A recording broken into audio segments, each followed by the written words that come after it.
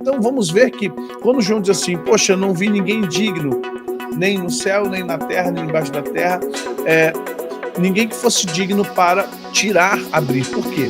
Para abrir esse testamento e revelar o que está no testamento, essa pessoa tinha que ter o direito, ela tinha que estar rolada no testamento para dizer que ela é a herdeira daquele testamento. Na verdade, os 4 primeiros selos, eles, na minha visão, são selos, a gente vai falar sobre isso mais a miúde, os 4 primeiros selos, eles já foram abertos. O cavalo branco, ele foi lhe dado uma coroa, e ele veio com um arco e saiu para vencer, e vai vencer. Por quê? Porque o papel desse cavalo branco é preparar, ao longo dos tempos, a vinda do anticristo.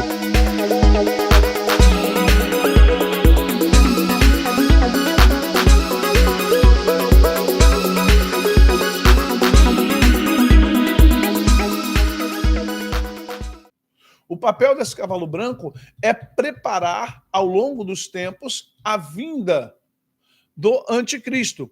E a melhor forma é com dominação. Até hoje, com toda a tecnologia, com todo o crescimento, com tudo que há, com toda a diversidade religiosa, os papas são poderosos. Roma é poderosa. Roma tem dinheiro, Roma tem influência e Roma tem muita coisa que nós não sabemos que tem e que influencia poderes em toda a terra. Quando você vê essa estátua de Nabucodonosor, a interpretação de Daniel, você consegue entender os poderes ao longo do tempo, até o tempo do fim. Roma dividida, por que Roma é dividida até o tempo do fim? Porque, na verdade, você tem Roma saindo para o povo germânico, do povo germânico você para o povo anglo-saxão, do povo anglo-saxão você tem o povo norte-americano, quando sair do povo norte-americano, virá justamente o anticristo. Lembrando que Nova York é o centro onde estão todas as nações, onde a besta surgirá com seus chifres. E será dada a 10 nações, ou seja, nós não conseguiremos, preste atenção, nós não conseguiremos manter a questão financeira, monetária, haverão algumas guerras ainda que vão mexer com tudo, e aí o que acontece? Nós precisaremos muito de um conselho. Então, o Conselho da ONU, junto com o Papa, junto com os reis da Terra, o João fala dos reis da Terra, eles vão se reunir e a besta, que é o sistema o quê? Tecnologia. A besta, ela foi migrando, a besta ela é um camaleão, ela foi migrando, ela foi poder militar, ela foi poder imperial, ela foi poder monetário, ela hoje é poder tecnológico. Ela foi migrando até chegar aos tempos. Entenda isso. Hoje, quando falamos em besta, falamos de tecnologia, o controle, a criptomoeda, o Pix está aí. Estou dando pequenos exemplos. Os documentos digitais, tudo nos celulares. Então, hoje, você está sendo controlado pela imagem da besta. Quem não tiver a imagem da besta, as televisões, você tem que fazer, para você agora ligar uma televisão, você compra a televisão, você tem que botar seu CEP, você tem que botar seu RG, seu CPF, que é isso? Complicado. Então você terá um momento que a Terra estará já por um fio, entrará em colapso, quero que você entenda isso. O nosso planeta, geopoliticamente, vai entrar em colapso, já está entrando em colapso, por causa da questão financeira, por causa da questão das pandemias, por causa da questão de governanças, por causa de questões de guerra, por causa da questões de abastecimento de comida e de água. Então, para que haja, eles vão dizer assim, não dá para deixar a países que são irresponsáveis, então nós vamos ter que tomar esses países, mas nós não queremos tirar a soberania desses países, então vamos eleger um governante por região. Aí você terá, de repente, um governante na América do Sul, Sul e Centro, um governante na América do Norte, dois governantes para a África, um governante para a Europa, 2 governantes para a Ásia, outro governante lá para Oceania. Então a ideia é dividir o mundo em 10 governos. Após esses 10 governos, o anticristo já está entre nós e os 10 governos serão depostos para que o anticristo passe a governar através da ONU todos os países, todos os povos, línguas, raças e nações que estão no planeta Terra. Vocês estão entendendo como é que isso funciona? Agora, isso tudo começou lá atrás. O cavalo branco, gente, entenda, ele vem justamente pós-Jesus. Vi então, eis um cavalo branco e o seu cavaleiro com um arco, e foi-lhe dado uma coroa, e ele saiu vencendo para vencer. Quem é que saiu com uma coroa, saiu vencendo para vencer? Até o final de 2022, o Vaticano teve 266 papas, sendo o Papa Francisco o último selecionado para ocupar o cargo. É o cavalo branco que veio com o seu arco para vencer. Passou por todas as guerras, passou por tudo quanto é situação de guerra, passou por todos os ataques, passou pelas guerras mundiais, passou por Napoleão, passou por Lutero, passou por tudo. Se você parar para pensar, o papado, o Vaticano, passou por todas as guerras, está aí até hoje, ainda monetariamente muito inteligente, diga-se de passagem, sabendo que o poder espiritual está se esvaindo, criou um sistema bancário poderosíssimo, a qual todas as nações estão ligadas a eles também, como um lugar extremamente seguro para guardar dinheiro das nações. Poxa, mas e aí? Só isso? É isso que simboliza? Preste atenção, a coroa. Eles têm coroa, eles são coroados. Eles têm a coroa, eles são coroados. Cada papa recebe uma coroa, ele recebe um arco, ele tem um cavalo branco e ele tem uma coroa. O papa ele recebe sempre uma coroa. Nós temos que lembrar que o Vaticano é um Estado, é um país. É o menor país do mundo, mas é.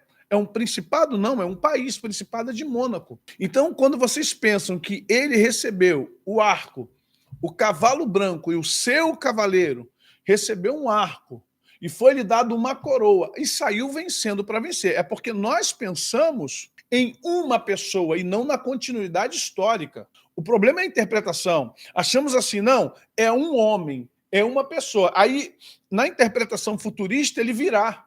Na interpretação pretérita presente, ele já veio e continua entre nós.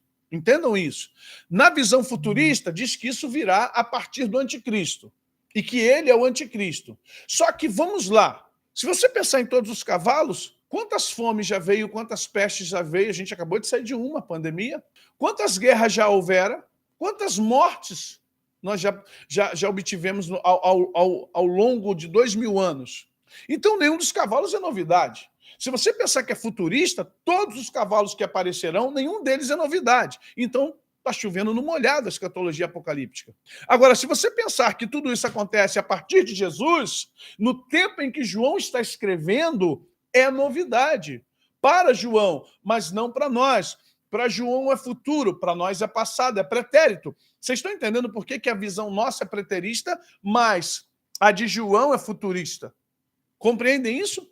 Para João tudo é futuro, com exceção da estátua de Nabucodonosor. João não sabia de papa, João não tinha noção de que haveria papa. Os tempos de João eram Césares, Diocleciano, Nero, ou seja, Cláudio, Tito, Vespasiano e os Césares. Então, o tempo de João era um tempo de Césares. De repente, João vê um cavalo branco com o seu cavaleiro que recebe uma coroa e recebe um arco e vem para vencer, e sai vencendo para vencer. Agora ele recebe uma coroa, e a coroa está aí. O que nós vamos compreender para ver maior compreensão? O arco. Roma tem o mitraísmo como a principal religião antes de Jesus. Mitra é adorado na Índia, Pérsia e Ásia Menor. Essa entidade nasceu dia 25 de dezembro e foi adotado pelos romanos desde o século I a.C. O que Roma faz? Transforma Cristo num homônimo de Mitra. O mitraísmo é um culto persa, um culto hindu e persa, de uma divindade poderosa que nasceu dia 25 de dezembro, que tinha 12 discípulos, olha bem a história, e era muito adorado pelo exército romano. Os Césares, via de regra, eram imperadores militares. Então, os Césares tinham uma tendência a agradar os militares. O mitraísmo passou a ter também, o Mitra passou a ser também o deus do sol, o Invictus, o deus invencível, o deus sol, que nasce no solstício, ou seja, que tem maior força no seu solstício de verão. Ok? E aí o que ocorre? Mitra adota a figura de Invicto, tá? E adota a figura do Sol, perdão, a figura do Invicto, Sol, e quando, no século IV, quando adotam o cristianismo como a religião oficial de Roma, Mitra é substituído pela figura de Jesus, que coloca a comemoração do seu nascimento no dia 25 de dezembro, e ele é o Sol da Justiça. E aí você vai entender onde entra toda essa conexão entre mitraísmo, o cavaleiro branco, Césares e Papa, porque um precede, são imagens simbólicas que vão se adequando e, na verdade, elas vão fazendo sentido até chegar em nós, ok?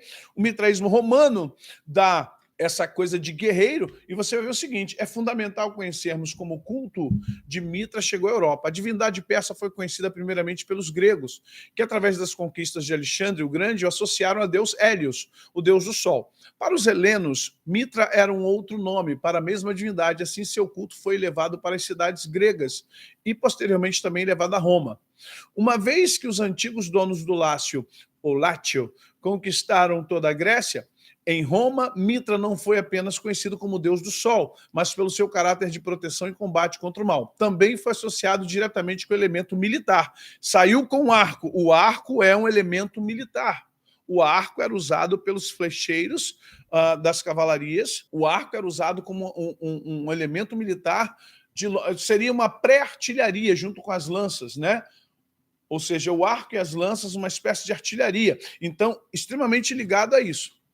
Não por acaso o culto a Mitra passou a ser realizado principalmente entre os soldados e generais romanos, fazendo sacrifícios em seu nome.